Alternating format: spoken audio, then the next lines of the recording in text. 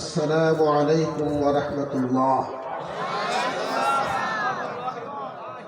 الحمد لله كفى وسلام على عباده الذين اصطفى. أما بعد فأعوذ بالله من الشيطان الرجيم. بسم الله الرحمن الرحيم. يا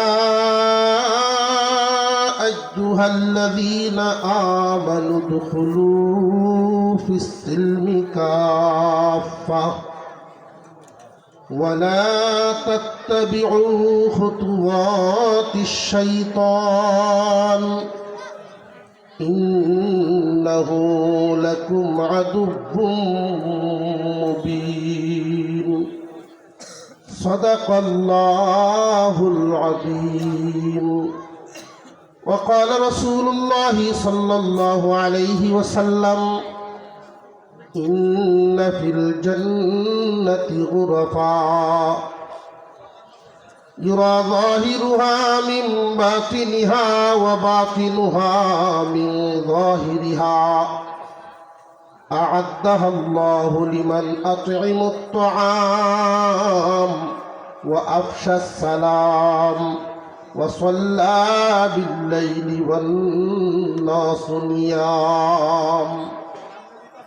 وصدق رسوله النبي الكريم ونحن على ذلك من الشاهدين والشاكرين والحمد لله رب العالمين.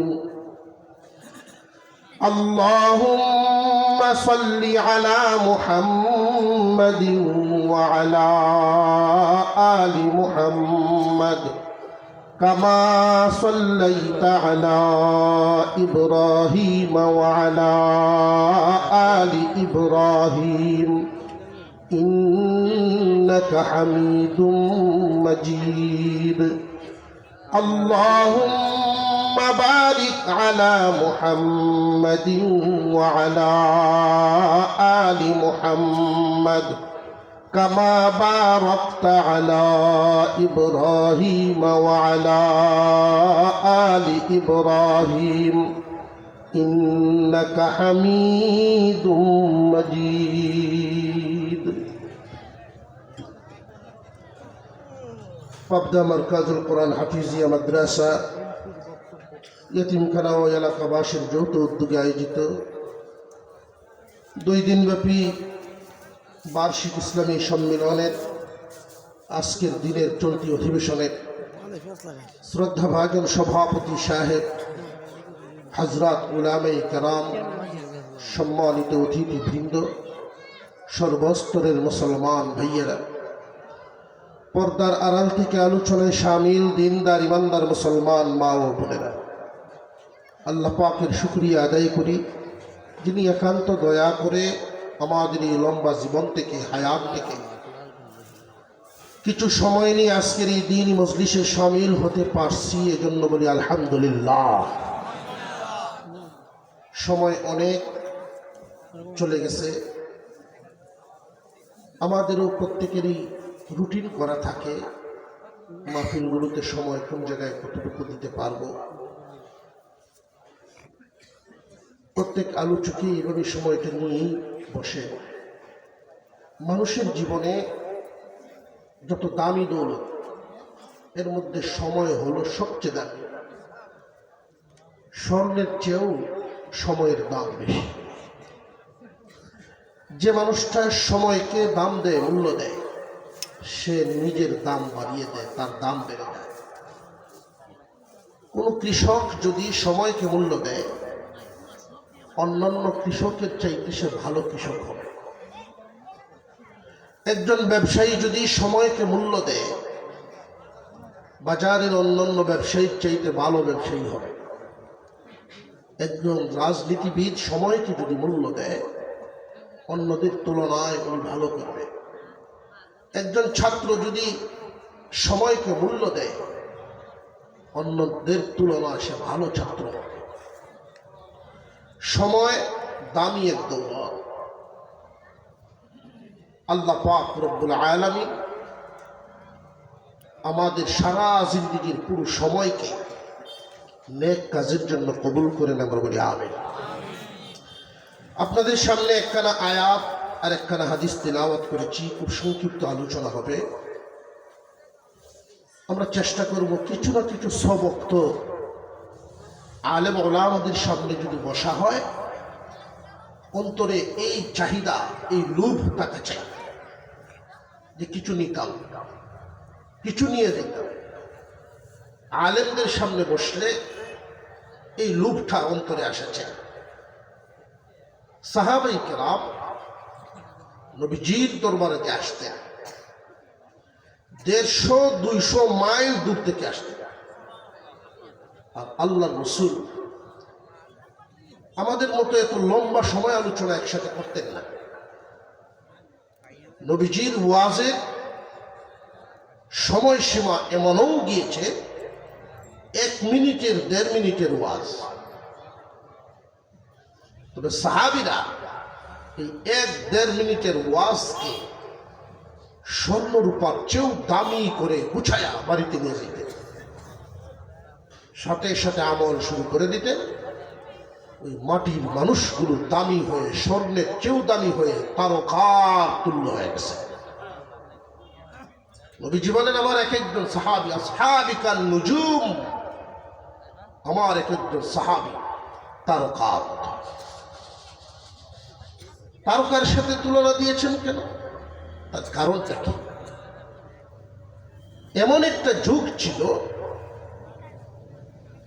বড় বড় সমুদ্র মরুভূমিতে মানুষ পথ ঠিক করত তারকা দেখে, উত্তর দক্ষিণ দিক ঠিক রাখতো তারকা দেখে। আল্লাহ রসুল বুঝালেন, আমার সাহাবীদেরকে যদি কেউ দেখে, অনুসরণ করে, তাদের জান্নাতের রাস্তা ঠিক থাকবে। মুসলমান ইমানদার ভাইরা আমার, আল্লাহ পাক রব্বুল আলামিন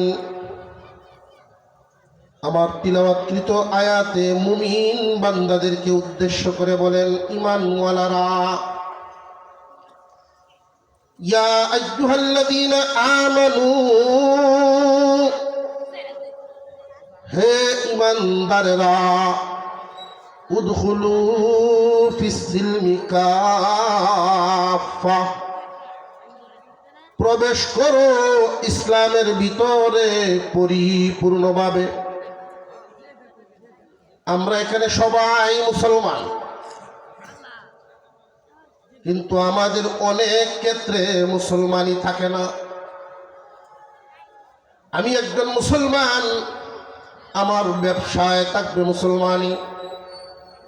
আমি যদি একজন মুসলমান, আমার কৃষিতে থাকবে মুসলমানি। আমি মুসলমান, আমার পরিবার পরিজনে থাকবে মুসলমানি। ইসলামের আদর্শ মেনে চলাই আমার কাজ।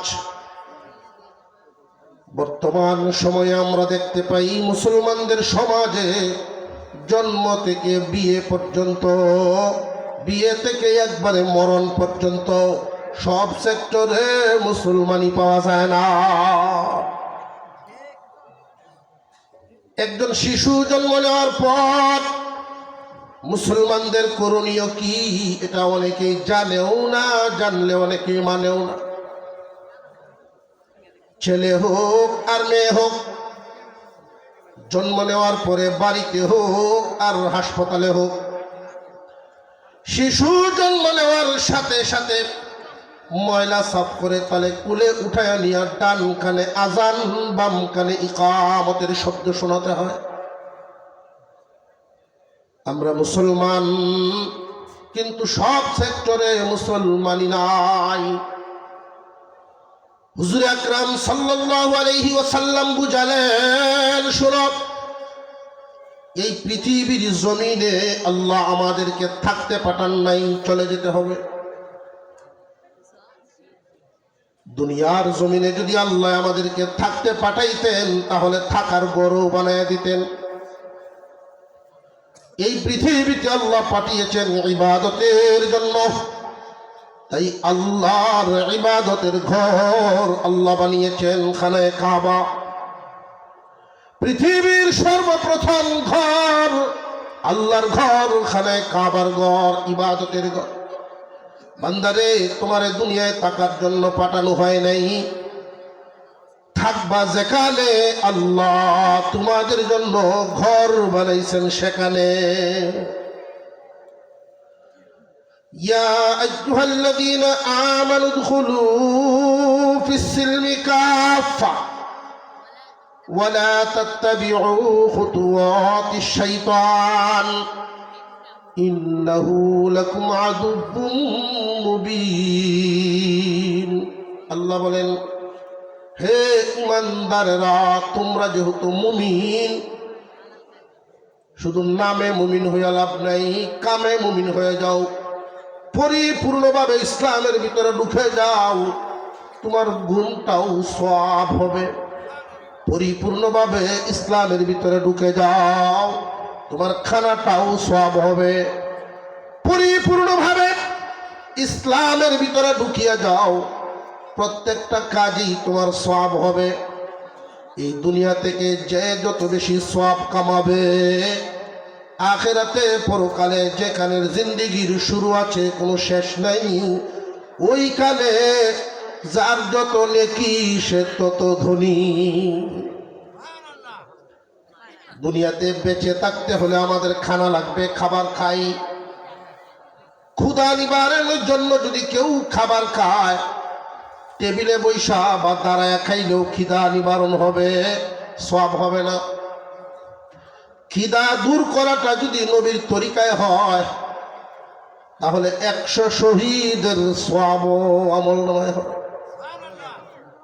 গোসল আমি ইচ্ছা করলে লাফ দিয়েও পানিতে করতে পারি, শরীর ভিজব। কিন্তু এই গোসলটা যদি আল্লাহর রাসূলের সুন্নত তরিকায় করি, গোসল ইবাদতে শামিল হবে। আমি ঘুমাইতে যাই, যেভাবে ইচ্ছা চিত্তয়া কাত্যয়া পড়তে পারবো। কিন্তু আল্লাহর রাসূলের তরিকা মেনে যদি আমি বিছানায় শুইতে যাই, শুইতে পারি, এটা নেকি ইবাদতে শামিল হবে। আমার ব্যবসা দুনিয়াদারি করব, টাকা পয়সা আয় করব, ব্যয় করব, খরচ করব, ওইখানে যদি আল্লাহর রাসূলের সুন্নত অনুসরণ করতে পারি, এমনকি বাথরুম ব্যবহারও ইমানদারের জন্য সওয়াবের কাজ।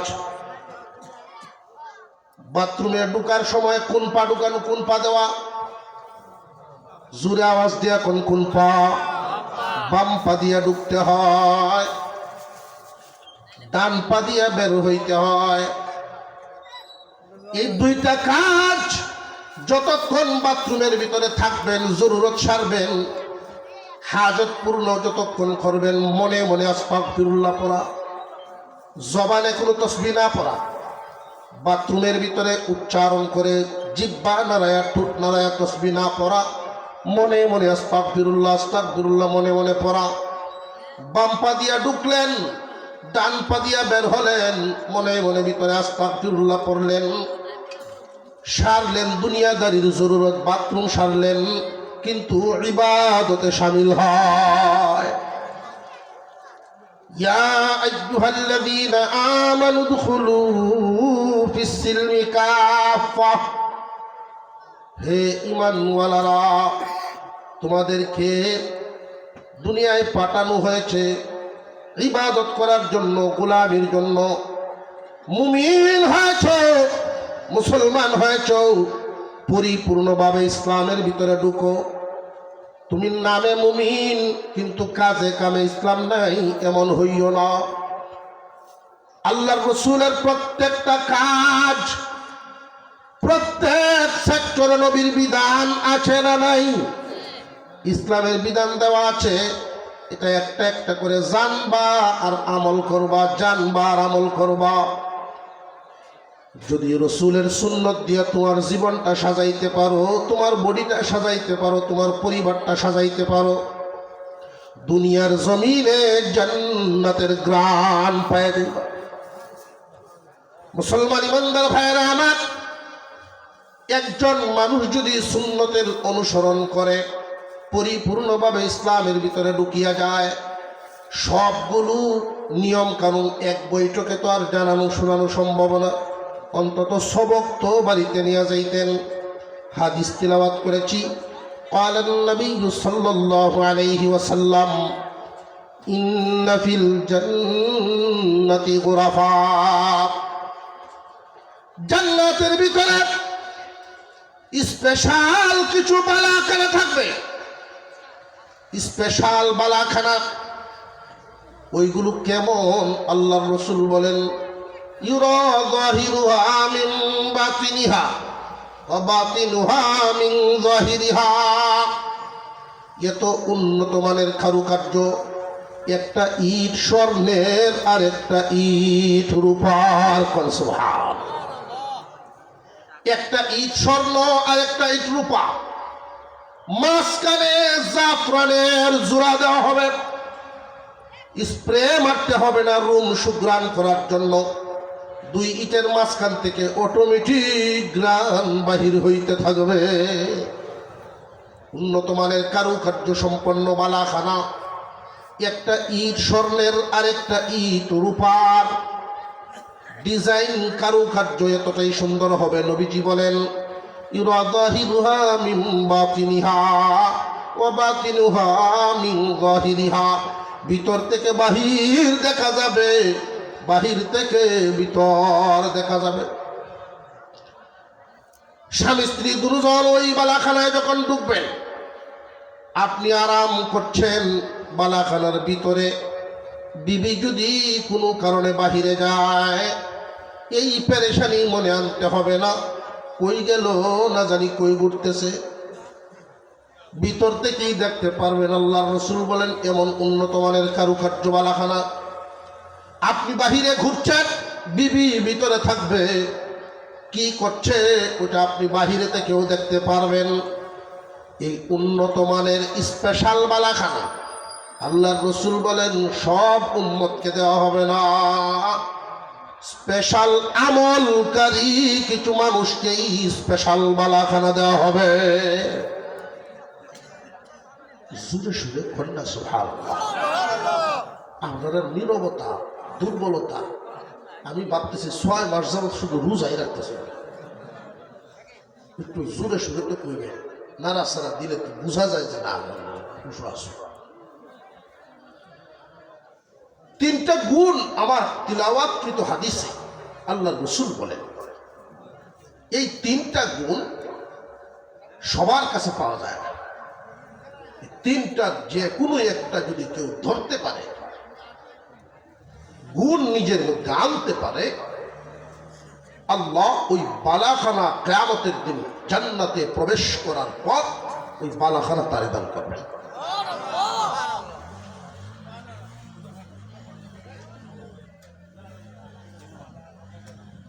মুসলমান ইমানদার ভাইয়েরা আমার, স্পেশাল গুণ সবার মধ্যে থাকে না। 1 নাম্বার গুণ আতঈমুত তুআম,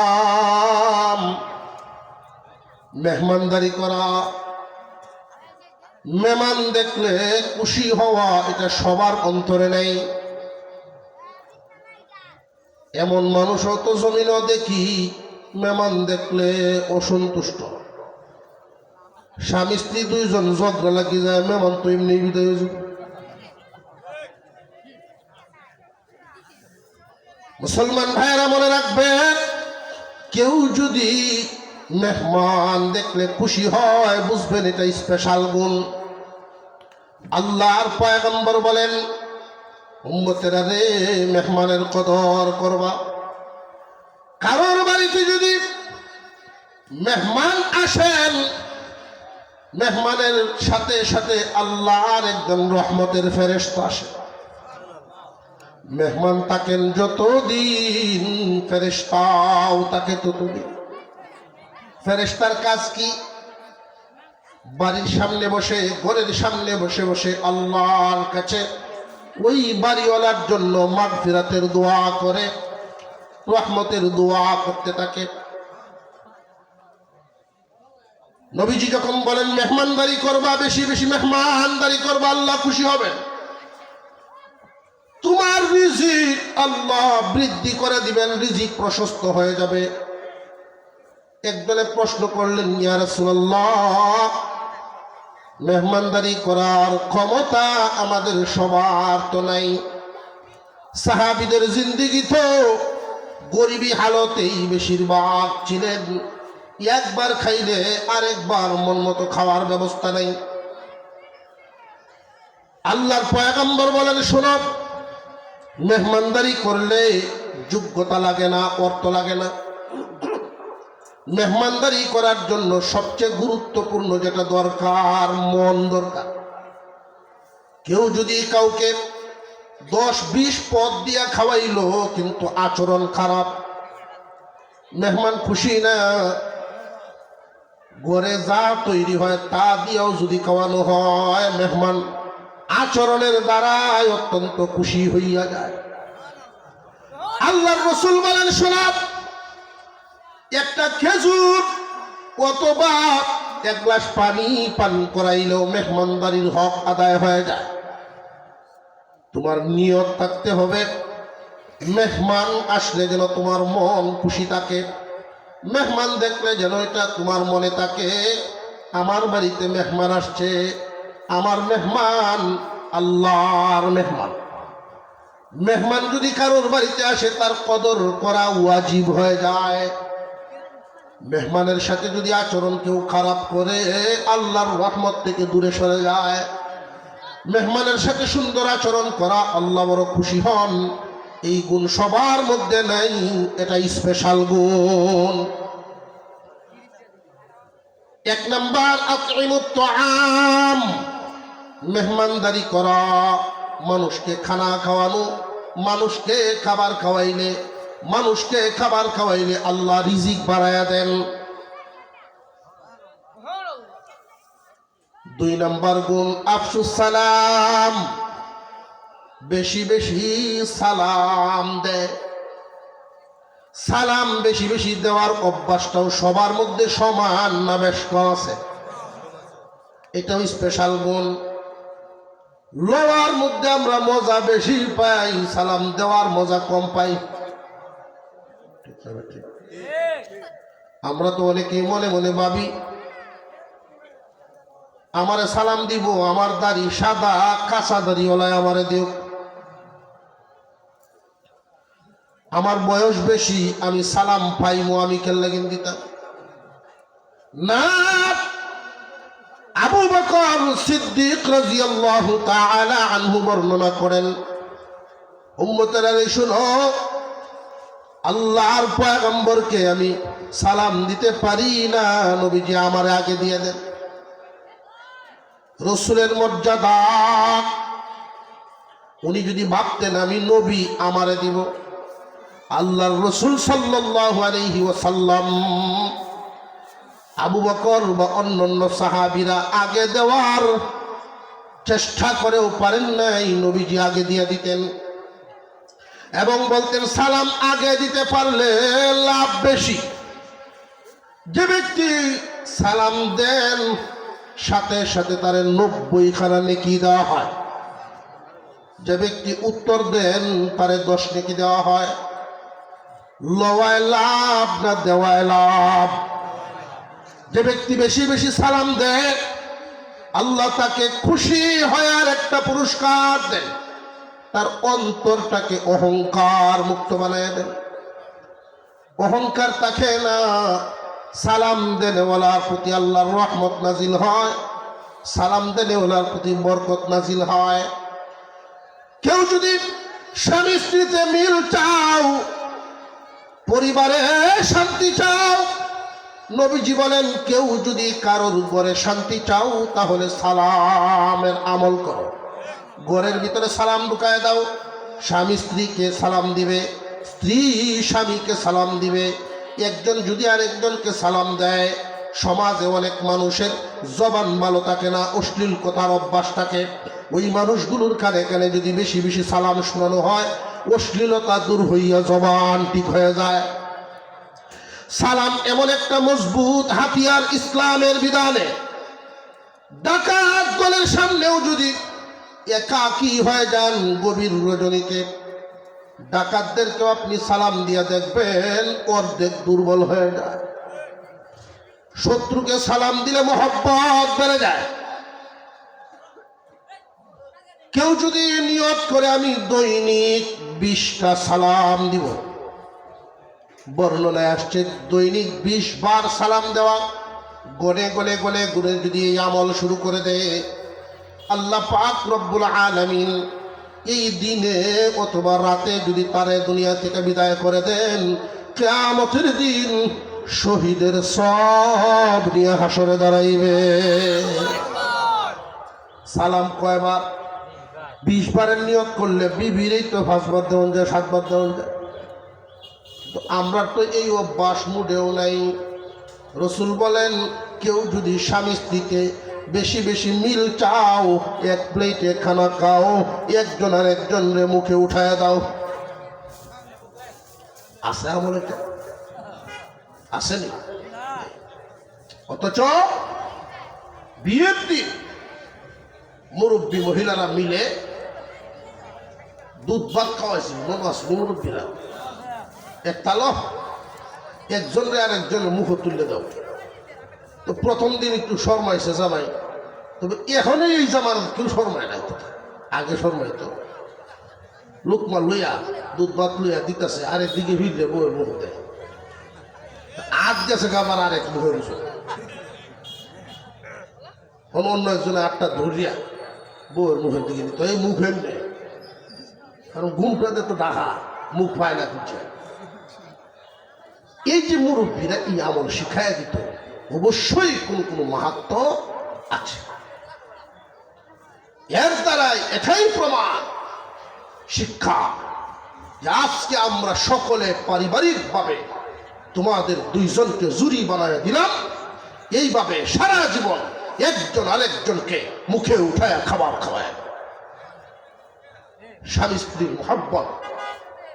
কেউ যদি চাও একে অপরকে খানা খাওয়াও, এক প্লেটে খাবার খাও। দিন যত যায় তালাকের পরিমাণ খালি বাড়ে। স্বামী স্ত্রীর সম্পর্ক দিন দিন হারে বোঝা যায় আওয়ামী লীগ বিএনপি। আল্লাহ তাআলা সহি বুঝতেন, বলুন আমিন।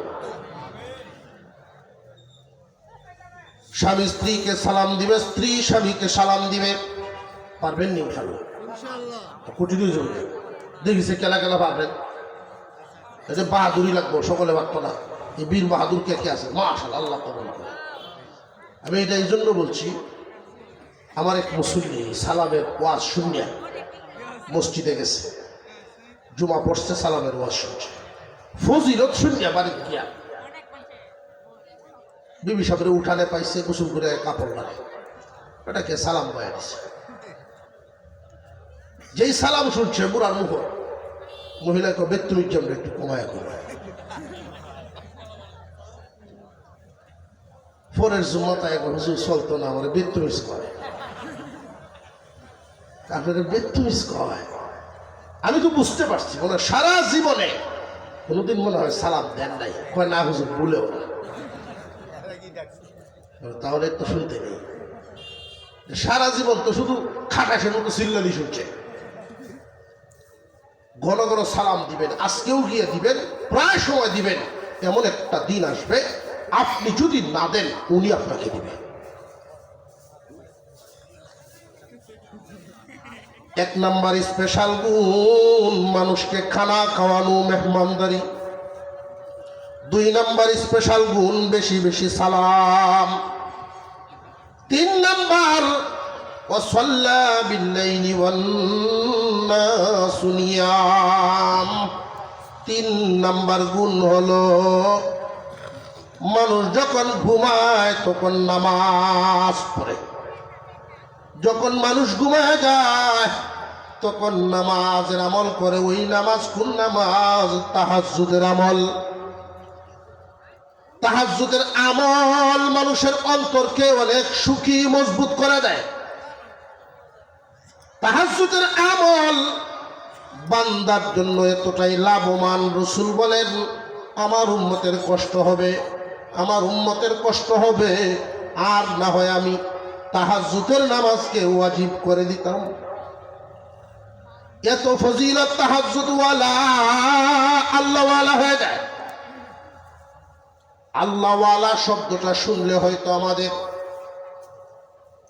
বুঝে আসে না এটার কত বড় গুরুত্ব, কত দাম।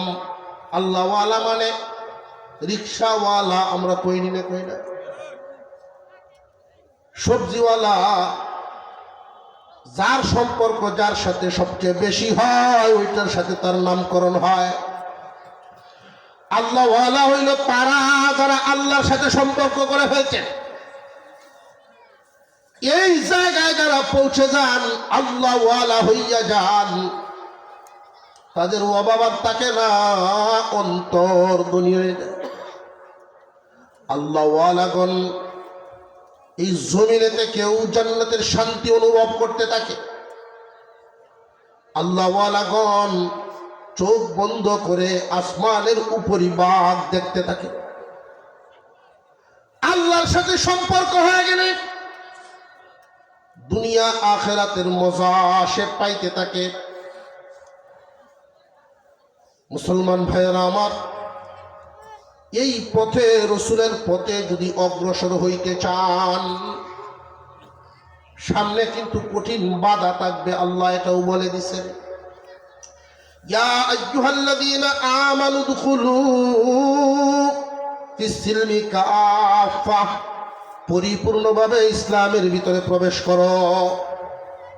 ওয়ালা তাত্তাবিউ খুতুওয়াতিশ শাইতান, কোন বান্দা যদি চায়, মনে মনে ইচ্ছা করে পরিপূর্ণভাবে ইসলামের ভিতরে ঢুকবো, বাধা তার সামনে থাকবে। আমাদের সফলতায় বাধা দেওয়া আছে না নাই? ইনসান জান্নাতে যাও, ইনসানের কামিয়াবি বাধা দেনেওয়ালা তার নাম কি? শয়তান। আল্লাহ বলেন আদুব্বুম মুবিন, তোমাদের প্রকাশ্য শত্রু হইল শয়তান। বাধা দিবে তোমাকে, চোখে তো দেখবো না, বাধাটা দিবে কেমনে? বিভিন্ন ধরনের চক্করে বুলায়া রাখবে, বুলায়া আরেকবারের চক্করের মধ্যে আমাদেরকে ফালাইয়া দিবে। আরেকবারের চক্কর বলতে কি? একটু আগে একটা মাসআলা জিজ্ঞাসা করেছিলাম, অনেকেই উত্তর দিয়েছেন বাথরুমে ঢোকার সময় কোন পা দিতে হয়, কিন্তু এই বাম পা যে দিতে হয় এটা কি আমলে মনে থাকেনি। বেশিরভাগ ক্ষেত্রে ঢুকার পরে মনে হয়, ঢুকলে পরে যখন স্মরণ হয়, বাহির পার হন না যে দুই কাজে তো গেছি, কাম সাইডে নাই, আরেকবার থেকে ঠিক করবো। ওই যে আরেকবারের চক্কর, ওইটাই শয়তানের ধোঁকা। আল্লাহ বলেন ওয়ালা তাত্তাবিউ খুতুওয়াতিশ শাইতান, সাবধান, শয়তানের অনুসরণ করবা না, আরেকবারের চক্করে পড়বা না। এটা তার চক্কর, তার অনুসরণ করবা না। আরেকবার না, এখনই ঠিক করতে হবে, এখনই ঠিক করতে হবে। মেহনত ছাড়া মানুষ ফসল পায় না। এই দুনিয়ার জমিনে একটা উসুল আছে, নিজাম আছে। কোন জমিন থেকে যদি ফসল চান, মেহনত ছাড়া না মেহনত লাগবো। জমিনটারে যদি নষ্ট করতে চান, তাহলে কোনো মেহনতের দরকার আসেনি। হালতের উপরে ছেড়ে দেন, অটোমেটিক শেষ হয়ে যাবে। খুব দামি মূল্যবান সারি একটা গাছের টুম পাইলেন, আপনি যদি ভালো একটা উত্তম পছন্দসই ফার্নিচার বানাইতে চান, সময় এবং মেহনত উভয়টাই লাগবে না? লাগবে না? সময় মেহনত উভয়টাই লাগবে। গাছের টুমকে যদি দামি ফার্নিচার বানাতে চান, আর যদি মনে হয় যে না নষ্ট করতে চাই, মেহনত লাগবে না, গাছের টুমটা হালতের উপরে ছেড়ে দেন। রাস্তার পাশে পড়ে আছে, কোনো মেহনত নাই, 5 বছর পরে অটোমেটিক নষ্ট। এই পৃথিবীর জমিনে ভালো এবং মন্দ দুটোটাই আল্লাহর দেওয়া। লাভ ক্ষতি উভয়টা আছে না নাই? সব সৃষ্টি হয়েছে জোড়ায় জোড়ায়। ভালোটা আসে মেহনতের মাধ্যমে, মন্দটা তার মধ্যে দেওয়াই আছে। আগুন উপকার করে, আমাদের ফায়দা দেয়, তার মধ্যে মূল তার চরিত্র হইল ক্ষতি করা। আগুন থেকে আমরা ফায়দা পাই এতক্ষণ, তার নিয়ন্ত্রণে রাখি যতক্ষণ। হালতের উপরে সাইরে দেন, সব ঠাই করে দিব। যে কোনো বিষয় খেয়াল করবেন, লাভবান হইতে চাইলে মেহনত ছাড়া গতি নেই। আল্লাহর রসুলের সুন্নতের উপরে যদি আমলদার হইতে চান, আল্লাহওয়ালা হইতে চান, একটা একটা একটা একটা করে আমল বদলায় বদলায় মেহনত করে করে জমাইতে হবে, অভ্যাসে পরিণত করতে হবে। বাথরুমের সামনে গেলেই যেন আপনার বাম পা অটোমেটিক যায়। প্রথম প্রথম স্মরণ করায় করায় ভুলটা ঠিক করতে হবে। আমি আমার জীবনে একজন মুরব্বী মানুষ দেখেছিলাম, তখন ছাত্র জীবন আমার, মনে হয়ে গেছে শোনায় দেই আমল কেমনে মেহনত করে বদলানো লাগে। মুরব্বী মানুষ, 75 থেকে 80 কাতারে হবে বয়স। উনি বাথরুমে ঢুকছেন পুকুরের কোনায়, আমি মসজিদের বারান্দা থেকে দেখছিলাম। উনি বাথরুমে ঢুকে আবার বেরিয়ে গেছেন। আজীব হয়ে গেছি, বদনার ডিলা রেখে যখন ওই মুরব্বী মানুষটা কাবলামুখী হয়ে কানে ধরে উঠা বসা শুরু করছিলেন। উনি আসার পর আমি জিজ্ঞাসা করলাম, দাদা আপনি এই কাজ কেন করলেন? চোখের পানিতে টলমল শুরু হয়ে গেছে ওনার। কবরের পরে দাঁড়িয়ে আছি, চুলদারি সাদা হয়ে গেছে, বাইরে কোনো মানুষ হতে পারলাম না। এই জন্য কানে ধরে উঠা বসা করছি। ডান পা দিয়া কেন ঢুকে গেলাম? আমি সাথে সাথে ভুল শুধরানোর জন্য বেরিয়েছি। নিজের নফসকে শাস্তি দিলাম কান ধরে উঠবস করে। আরেকবার যেন এই ভুল আমার আর না হয়। মেহনত করে করে এক একটা অভ্যাস বদলাইতে হবে। যেই মানুষটা আল্লাহওয়ালা হইয়া যায়, দুনিয়া থেকে তো বিদায় নিতেই হবে। দুনিয়াদারও বিদায় নিবে, দিনদারও বিদায় নিবে, আল্লাহওয়ালাও বিদায় নিবে, দুনিয়াওয়ালাও বিদায় নিবে। জোয়ানও মরবে, বুড়াও মরবে, নারী পুরুষ সব মরবে। কেউ কিন্তু দুনিয়াতে থাকতে পারবে না। আল্লাহ পাক আমাদের সকলকে যেন বিশেষ গুণের গুণী হয়ে, আল্লাহওয়ালা হয়ে, পরিপূর্ণ মুসলিম হয়ে দুনিয়া থেকে আল্লাহ বিদায় দেন। সকলেই বলেন আমিন। আরো জোরে বলেন আমিন। আল্লাহ যেন আমাদের সকলকে সঠিক আমলওয়ালা বানিয়ে দুনিয়া থেকে বিদায় দেন। আজকের মাহফিলকে আল্লাহ কবুল করেন। আমি আপনাদের জন্য দোয়া করি, আপনারা আমার জন্য দোয়া করবেন। সকলের কাছে দোয়া চেয়ে আমি সকলের কাছে দোয়া চেয়ে বিদায় নিচ্ছি। ওয়া আখিরু দাওয়ানা আলহামদুলিল্লাহি রাব্বিল আলামিন।